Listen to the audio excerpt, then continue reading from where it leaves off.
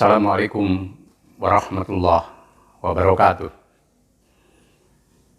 Malam hari ini kita akan tahniah memperingati perjalanan usia jejak dan perjuangan hidup Profesor Dr.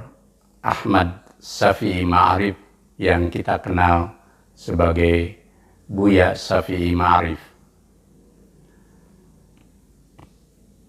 Buya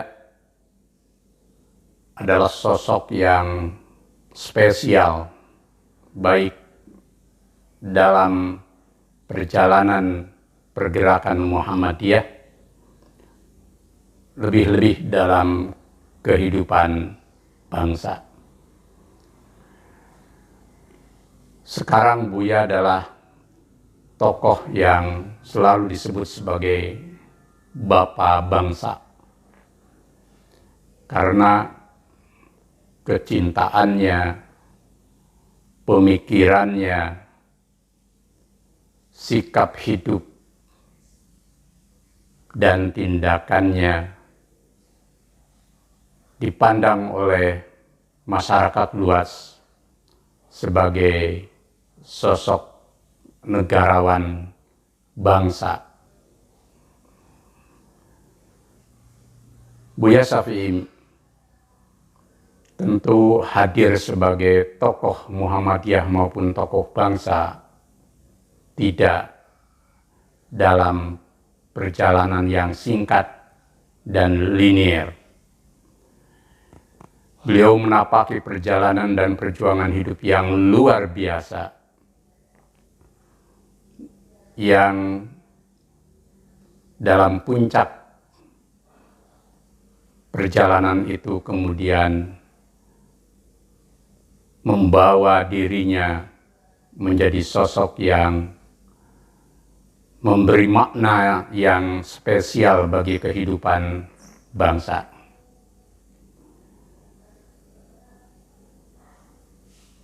Buya sebagai tokoh Muhammadiyah telah ikut menorehkan pemikiran-pemikiran maju, bahkan sebagian orang menyebutnya sebagai pemikiran liberal dalam makna positif, yang sering keluar dari tatanan dan status quo pemikiran. Di era Buyalah lahir pemikiran tentang Khitah Muhammadiyah 2002 di Denpasar, sekaligus juga dakwah kultural yang sempat menjadi polemik di tubuh persyarikatan. Tetapi dalam konteks Muhammadiyah, Buya paham betul bagaimana membingkai pemikiran-pemikiran itu dalam satu sistem dan kolektivitas, sehingga menghasilkan pemikiran bersama yang memberi warna dalam perjalanan Muhammadiyah, yakni Muhammadiyah yang berwajah kultural tanpa wajah politik. Politik memang penting, tapi ketika politik masuk pada pusaran pergumulan kekuasaan praktis dan terlibat dalam sikap partisan, disitulah bukan ranahnya Muhammadiyah. Dan tradisi ini sebenarnya merupakan kelanjutan dan mata rantai dari Khitah Muhammadiyah yang telah diletakkan oleh para pendahulu sejak tahun 68, 69, 71, sampai seterusnya.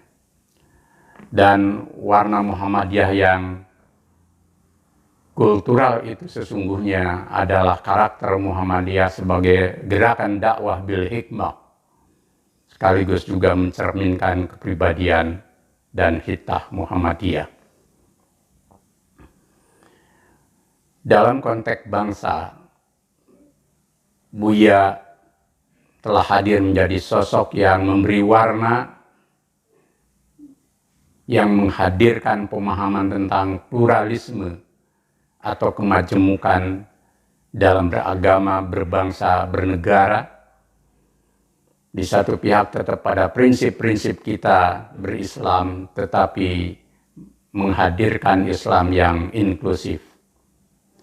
Warna ini sangat kuat, yang kadang dalam beberapa hal kemudian menimbulkan salah paham dan kontroversi di kalangan sebagian umat, bahkan sebagian warga Muhammadiyah.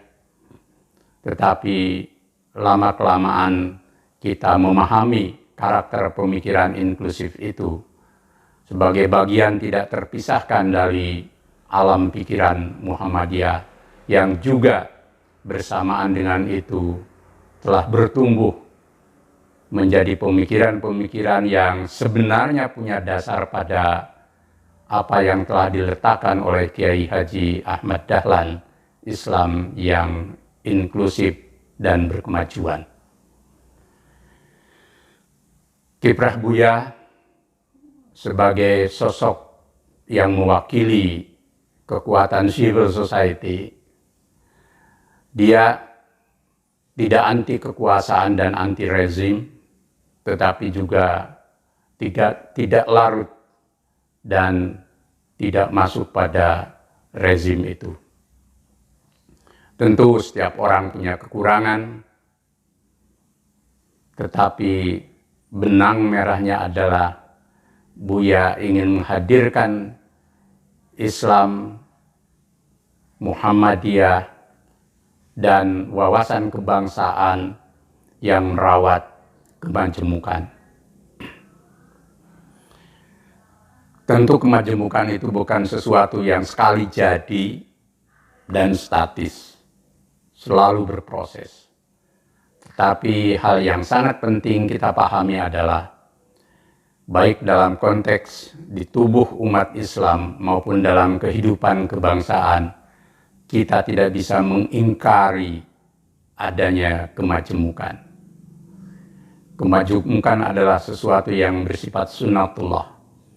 Tinggal bagaimana kita memberikan perspektif pemahaman dan pemikiran yang luas, di mana kita bisa hidup berdampingan dalam spirit Al-Hujurat 13.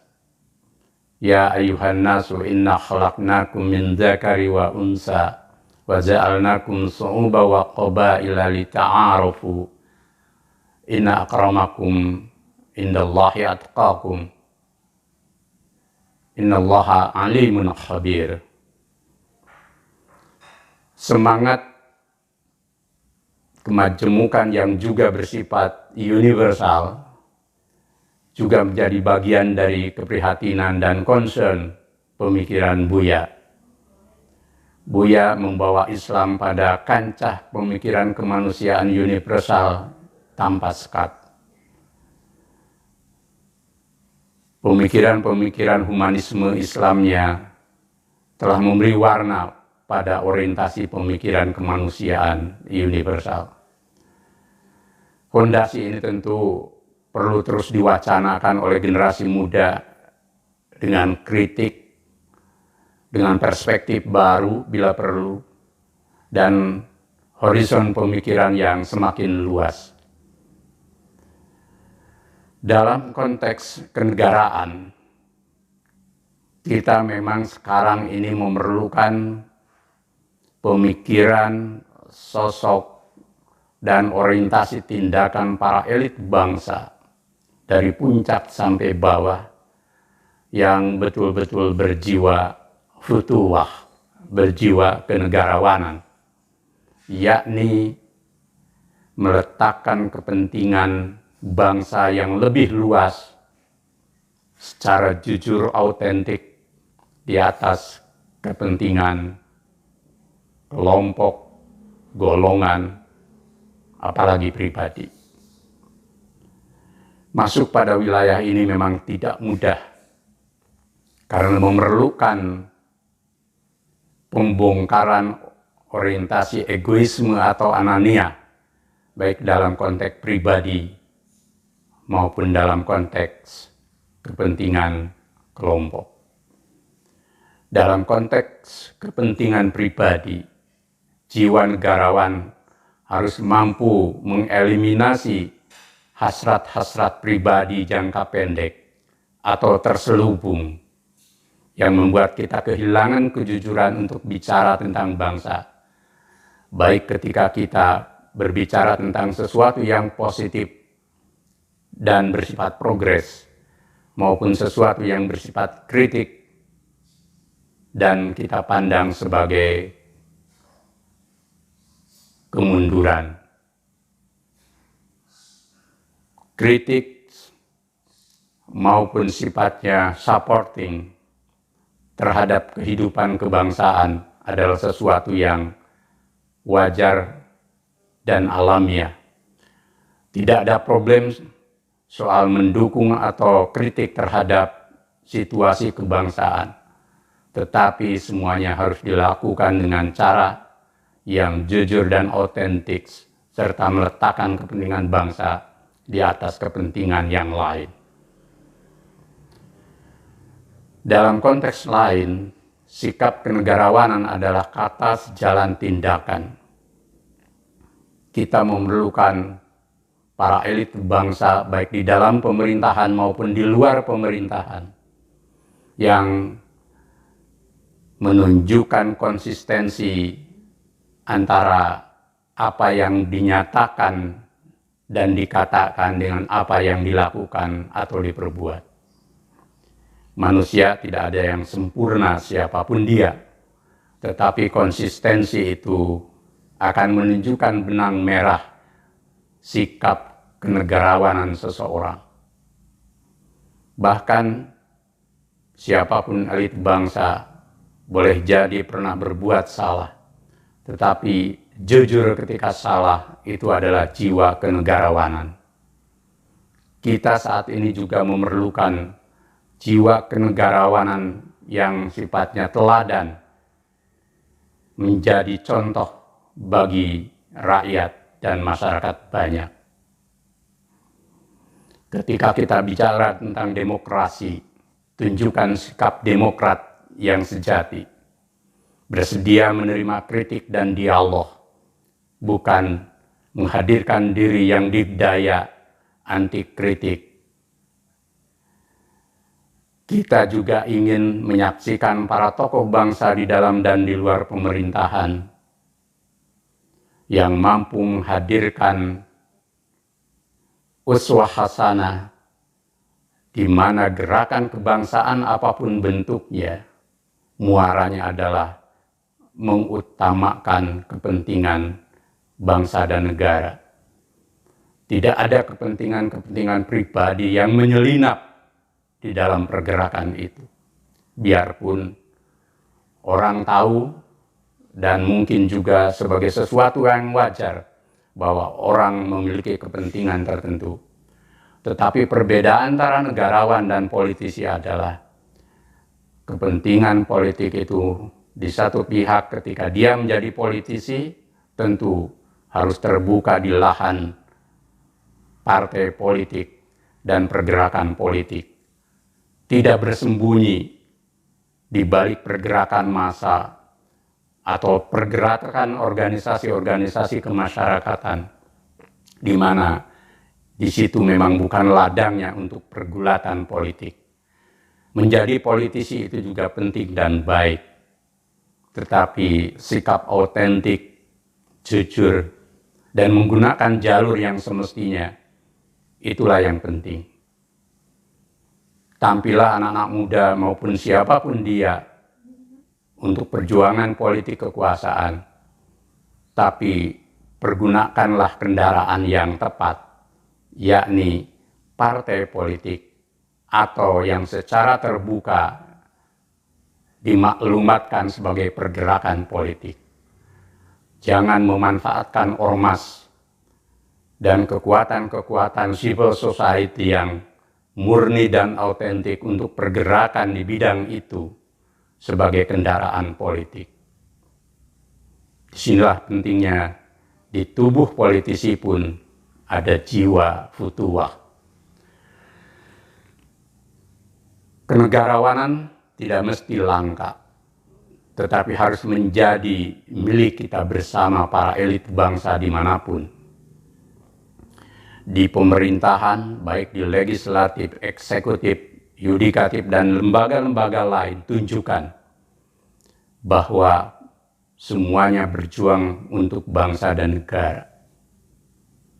Wajar ketika manusia atau aktor politik berjuang untuk meraih kekuasaan tersebut, dimulai dengan janji dan segala simbolisme politik yang melahirkan simpati rakyat yang sekarang disebut dengan populisme. Tetapi sekali dan setelah dia memegang jabatan itu, tunjukkan jiwa kenegarawanan. Populisme itu penting, tetapi populisme yang betul-betul autentik. Dengan kekuasaan di eksekutif, dengan kekuasaan di legislatif dan yudikatif.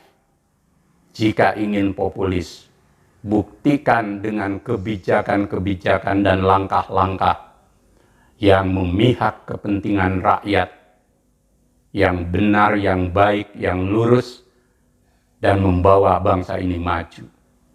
Bukan populisme parsial dan simbolik, hanya menyenangkan hati rakyat seketika, tetapi tidak pernah mengubah nasib rakyat yang menderita dari kemiskinan, dari marginalisasi, dari terhegemoni oleh banyak kekuatan politik maupun ekonomi, yang akhirnya rakyat hanya menjadi objek penderita pada setiap kontestasi politik atas nama populisme, termasuk atas nama agama. Tidak salah ada pergerakan politik atas nama agama, tetapi tempatkan di jalurnya. Dan jangan agama hanya dijadikan alat, apalagi disertai dengan kepentingan-kepentingan politik terselubung yang membuat umat terombang-ambing di dalam politisasi agama yang akhirnya satu sama lain saling terlibat di dalam konflik kepentingan agama, bahkan konflik atas nama dan memiliki sentimen keagamaan. Disinilah pentingnya tanggung jawab luhur para politisi, para negarawan, dan para elit bangsa maupun di tubuh kekuatan-kekuatan agama. Konteks kenegarawanan juga diperlukan ketika bangsa ini saat ini berada dalam proses perubahan yang belum pernah selesai pasca kita reformasi. Reformasi merupakan pilihan niscaya dari pergerakan rakyat dengan seluruh komponen dan kekuatan bangsa, termasuk para tokohnya, untuk mengubah rezim yang otoriter menjadi rezim yang demokrasi. Tetapi reformasi tidak bisa dilepaskan dari konteks jiwa, landasan, dan cita-cita hidup bangsa yang diletakkan oleh para pendiri bangsa tahun 1945. Reformasi harus membawa cita-cita menjadikan Indonesia yang bersatu, berdaulat, maju, adil, dan makmur. Reformasi tidak untuk reformasi, demokrasi tidak untuk demokrasi, tetapi harus membawa kemajuan. Dan kemajuan itu tidak semata-mata pragmatis, tetapi harus punya fondasi dan visi kebangsaan yang kokoh. Untuk apa kita bernegara jika kita hanya berpikir tentang nilai guna, membangun Indonesia hanya bersifat fisik, tetapi lepas jiwa dan ruhnya. Jadikan Pancasila betul-betul sebagai dasar kita bernegara, yang kita wujudkan bukan hanya dalam kata-kata, tetapi dalam tindakan. Buya Syafi'i Ma'arif sering mengatakan bahwa sila yang paling terlantar di Republik ini adalah sila kelima, keadilan sosial bagi seluruh rakyat Indonesia. Jangan-jangan kita juga mengalami peluruhan sila pertama, sila kedua, sila ketiga, dan keempat. Nilai-nilai ketuhanan jangan dianggap sebagai sesuatu yang parsial. Bahkan dengan titik kompromi antara Ki Bagus Hadikusumo dengan Bung Hatta dan para tokoh bangsa yang lain, dengan penghapusan 7 kata, sesungguhnya sila ketuhanan yang Maha Esa memiliki fondasi yang kuat untuk menjadi jiwa bangsa dan alam pikiran bangsa ini. Kemanusiaan yang adil dan beradab, persatuan Indonesia, kerakyatan yang dipimpin oleh hikmah kebijaksanaan dalam permusyawaratan perwakilan, dan keadilan sosial bagi seluruh rakyat Indonesia. 5 nilai dasar ini harus menjadi jiwa filosofis, bingkai untuk kita berpikir dan bertindak dalam konteks bernegara. Jangan sampai para elit bangsa atas nama Pancasila, tetapi sesungguhnya pemikiran dan langkahnya tidak sejalan dengan 5 dasar dan visi kebangsaan itu. Pancasila pun jangan dibawa pada tafsir-tafsir masa lalu. Jadikan rujukan Pancasila adalah Pancasila 18 Agustus yang telah menjadi kompromi bersama. Kalau masing-masing membawa dan menafsirkan Pancasila sesuai dengan selera kelompoknya, hati-hati, nanti akan terjadi konflik ideologi. Disinilah kecintaan pada Pancasila harus disertai dengan alam pikiran yang luas. Jangan semata-mata karena ideologi yang terbatas. Tantangan kita sesungguhnya bagaimana mewujudkan Pancasila itu. Jika Buya Syafi'i Ma'arif selalu menyoroti sila yang kelima, artinya apa? Negara, baik di eksekutif, legislatif, maupun yudikatif, harus peduli dan bertindak atas nama negara.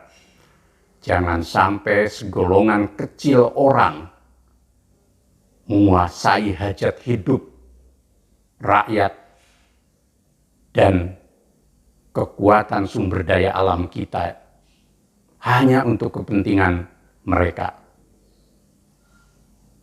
Bisakah negara, para pejabat negara di 3 pilar strategis itu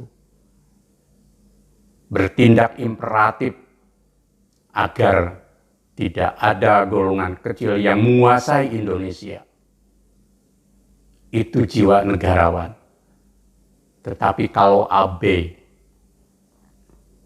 dan hanya pada peduli persoalan-persoalan yang parsial, sensitif terhadap isu-isu yang sesungguhnya bisa kita selesaikan, lupa ada persoalan besar, yakni kesenjangan sosial. Dan Buya Syafi'i telah menyuarakan itu. Disinilah pentingnya jiwa dan perspektif yang luas dari para elit negara, baik di dalam pemerintahan maupun juga di luar pemerintahan.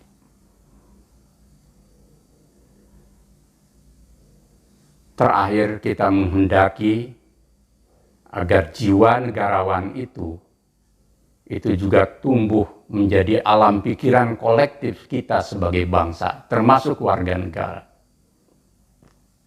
masa depan Indonesia sesungguhnya tergantung kita. Sistem politik, ekonomi, dan budaya kita saat ini sudah sangat-sangat liberal.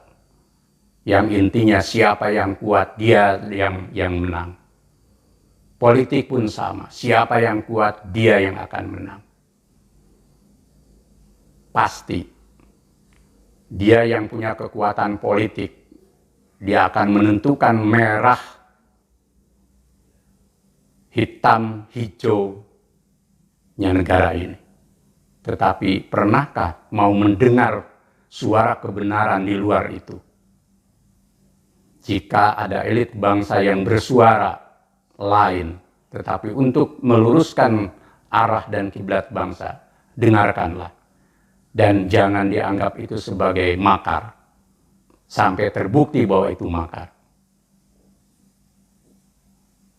Tetapi juga yang bersuara, menyuarakan kebenaran itu, sekali lagi harus autentik. Jangan menyelinap dan membawa misi-misi kebenaran itu hanya kepentingan dan alam pikirannya sendiri. Musyawarah dan dialog itu menjadi penting. Indonesia tidak bisa dibawa oleh satu golongan, oleh satu kelompok, oleh satu kekuatan saja. Bukankah Bung Karno pernah mengatakan di sidang BPU PKI bahwa Indonesia yang akan dibangun dan dimerdekakan saat itu adalah sebuah negara semua untuk semua, bukan negara untuk satu orang, untuk satu golongan, apakah itu golongan bangsawan atau golongan yang kaya, tetapi semua untuk semua. Mewujudkannya pun memang tidak gampang. Para tokoh bangsa yang dikenal negarawan pada periode pertama pemerintahan, yang kita sebut dengan Orde Lama, atau apapun namanya, juga ada kekeliruan dalam cara mengurus negara. Orde Baru juga sama, ada kekeliruan di dalam mengurus negara. Di samping kedua-duanya juga ada kelebihan dan kemajuan. Saat ini pun sama. Ada kemajuan tetapi juga ada problem-problem yang harus kita selesaikan dan kita luruskan bersama. Disinilah pentingnya perspektif yang luas.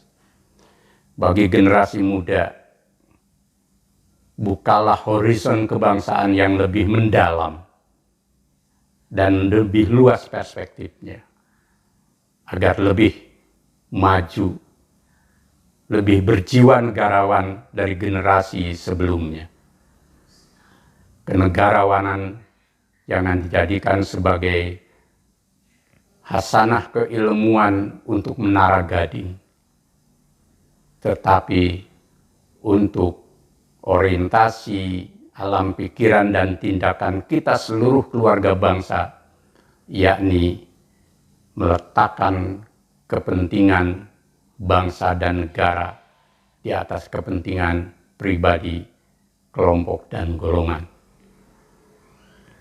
Mudah-mudahan kita bisa mengambil mozaik dari kekayaan pemikiran Buya Shafi'i Ma'arif bersama para tokoh bangsa yang lain untuk Indonesia berkemajuan. Wassalamualaikum warahmatullahi wabarakatuh.